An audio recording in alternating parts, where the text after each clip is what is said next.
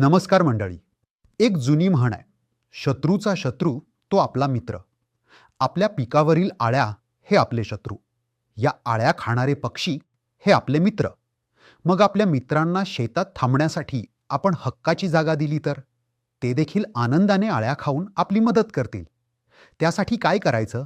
शेतात पक्षी थांबे लावायचे. टेन्शन घेऊ नका, अगदी सोपं आहे. पक्षी थांबे बांबू किंवा काठ्यांपासून बनवता येतात. त्यामुळे खर्च ₹0.